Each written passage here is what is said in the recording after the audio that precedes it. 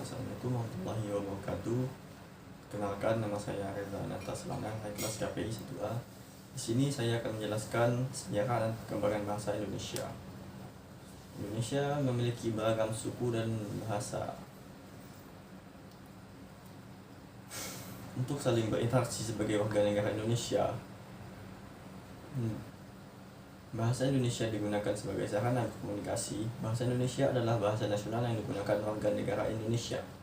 Dilansir dari Kemendikbud, awal sejarah bahasa Indonesia yakni bahasa Indonesia lahir pada 28 Oktober 1928.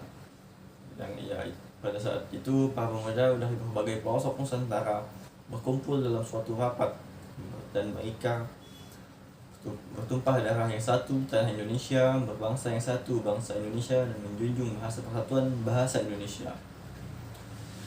Ikrar ini para pemuda ini dikenal sebagai Sumpah Pemuda.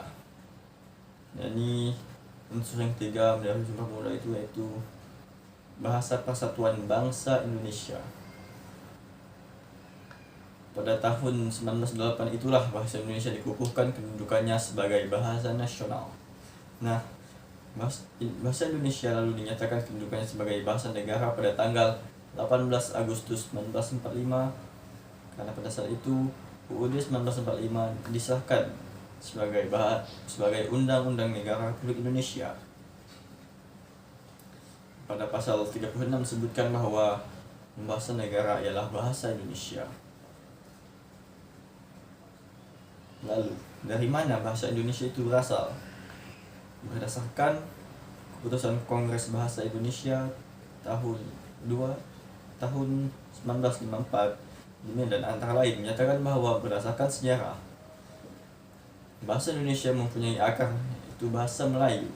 Bahasa Indonesia tumbuh dan berkembang dari bahasa Melayu yang sudah dipergunakan sebagai bahasa penghubung bukan hanya di Kepulauan Nusantara melainkan hampir di seluruh Asia Tenggara.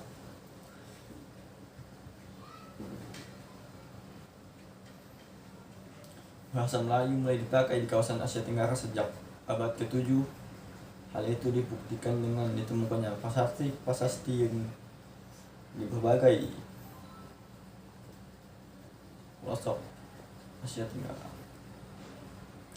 Prasasti itu bertuliskan huruf Melayu.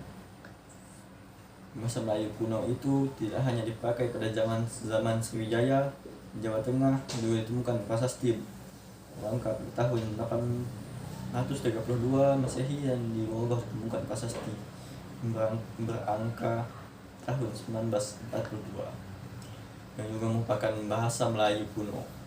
Pada zaman Sriwijaya, bahasa Melayu dipakai sebagai bahasa kebudayaan, bahasa buku pelajaran agama Buddha. Bahasa Melayu juga dipakai sebagai bahasa penghubung antar suku di Nusantara dan sebagai bahasa perdagangan, baik pedagang antar suku di Nusantara maupun pedagang antar di luar Nusantara. Seorang ahli Cina, Yixing, yang belajar agama Buddha di Sriwijaya antara lain menyatakan bahwa di Sriwijaya adalah bahasa yang bernama Kunlun. Yang dimaksud Kunlun adalah bahasa penghubung di Kepulauan Nusantara, yaitu bahasa Melayu. Perkembangan dan pertumbuhan bahasa Melayu tampak makin jelas dari peninggalan kerajaan Islam, baik yang berupa batu bertulis seperti tulisan pada batu nisan Minyak Tujuh Aceh berangka 1380 Masehi, maupun hasil susastra pada abad ke-16 dan 17 seperti Syair Hamzah Pansuri, Hikayat Raja-Raja Pasai, Sejarah Melayu, Tajus Salatin, dan Bastuna Salim. Bahasa Melayu menyebar ke pelosok Nusantara bersamaan dengan nyebarnya agama Islam di wilayah Nusantara. Bahasa Melayu mudah diterima oleh masyarakat Nusantara sebagai bahasa penghubung antar pulau, antar suku, antar pedagang, antar bangsa, dan antar kerajaan. Kerajaan bahasa Melayu tidak mengenal tingkat tutur. Bahasa Melayu dipakai di mana-mana di wilayah Nusantara serta makin berkembang, tambah kukuh keberadaannya. Bahasa Melayu yang dipakai di wilayah Nusantara dan pertumbuhannya dipengaruhi oleh corak budaya daerah. Bahasa Melayu menyerap kosakata dari berbagai bahasa, terutama dari bahasa Sanskerta, bahasa Persia, bahasa Arab, dan bahasa-bahasa Eropa. Bahasa Melayu pun dalam perkembangannya muncul dalam berbagai variasi dan dialek.